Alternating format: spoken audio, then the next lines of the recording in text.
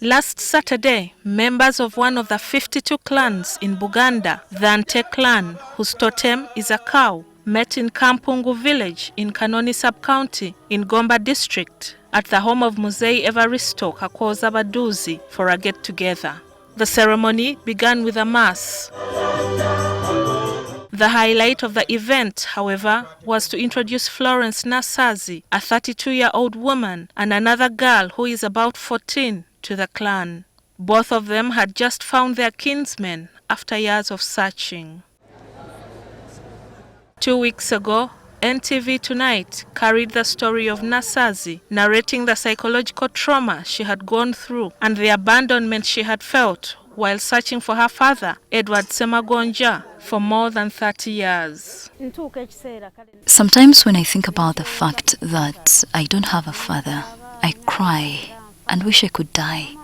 If my late mother is seeing me, maybe she will appear in my dreams and tell me.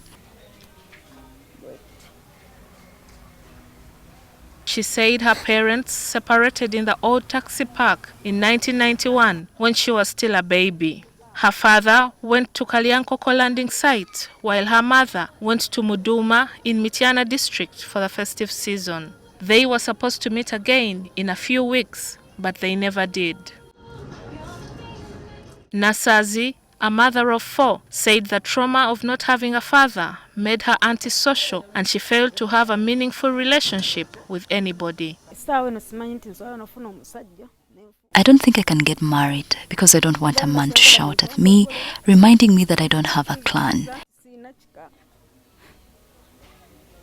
After NTV ran the story, George William Ssemagonja, the head of one of the sub-clans in the Ante clan, called Nasaazi, informing her that he was her uncle.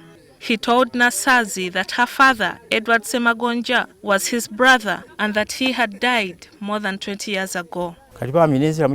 She was very rude on the phone, the way young people talk nowadays. But I did not blame her because she had been lied to by many people. She had lost hope. Nasaazi says when the man calling her introduced himself as her father's brother, she cried. I cried because he said I was their child. He also said before my father died, he had told them about me. They knew about me. When NTV found them in Kampungu village in Gomba district, the family was still rejoicing at finding Nasaazi and the other young girl. Ssemagonja says his brother had told him about a child that he had had with a woman on Zero Island. He says his brother used to spend a lot of time having fun on the islands, especially Kalyankoko. That is where their bar was. And as a young man, he would spend 3 days every year before coming back home. Nasaazi's father is now survived by 8 children. His oldest daughter says he had also told her about the child he had on the island. We visited many islands and he told me he was taking me to an island where my stepmother and sister lived, but we did not find them there. She says that unfortunately, her mother's family was not happy that she had been reunited with her father's family. In the story NTV carried 2 weeks ago, Nasaazi said her mother's sisters mistreated her as she was growing up.